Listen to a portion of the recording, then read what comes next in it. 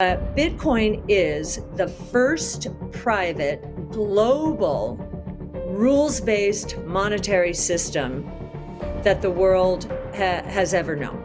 Bitcoin is clearly a commodity. It is digital gold.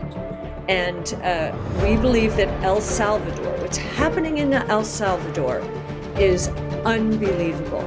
Today, because the president decided that El Salvador was going to step out and innovate, we gained our first exposure to Bitcoin in 2015 when it was a $6 billion network.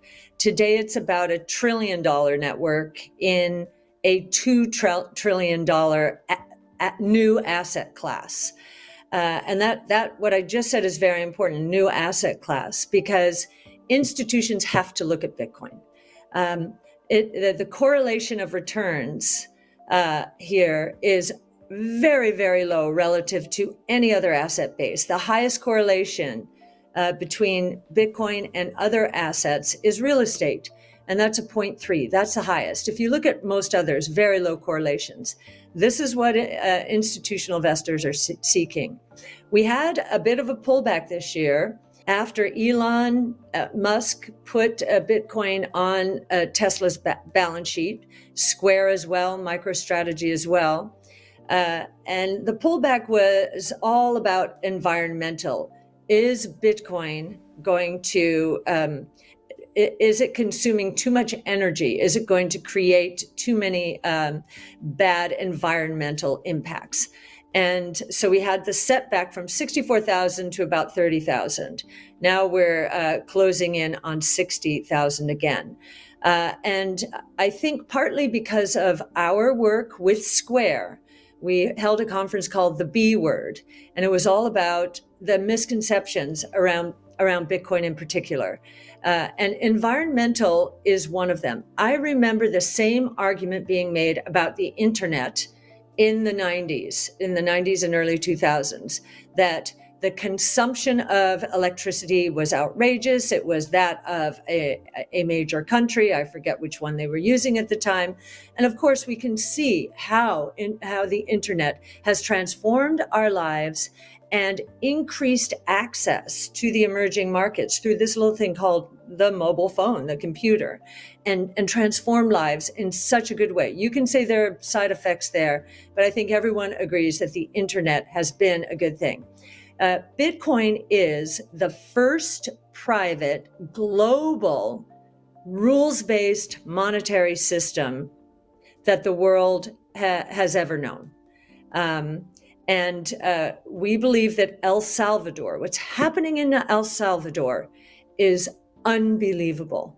Today, because the president decided that El Salvador was going to step out and innovate, the president there has given every one of his citizens $30 worth of Bitcoin in a Chivo wallet. Now, if you look at that country, only 1.2 million out of 4 million adults have banking accounts.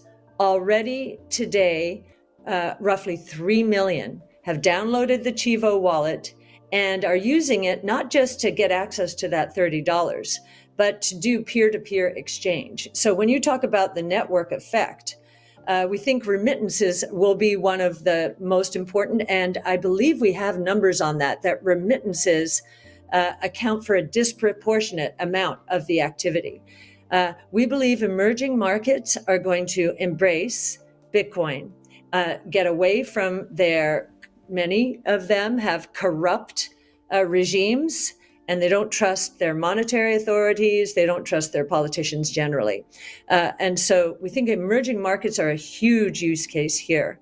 And we believe that use case alone, if we take away the 4 major money supplies that probably aren't going to change that much, that use case alone will add, I believe the number is 200,000 if it were adopted fully throughout the emerging markets ex-China.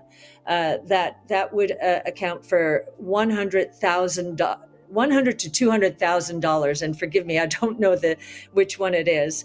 I do know if institutions were to allocate 5% of their portfolios globally, ex-China, that use case alone would be $500,000 in addition to the $60,000 in Bitcoin's price. This is much like what happened with pension funds when it came to real estate in the 70s. It came to emerging markets in the 80s and 90s into the 2000s.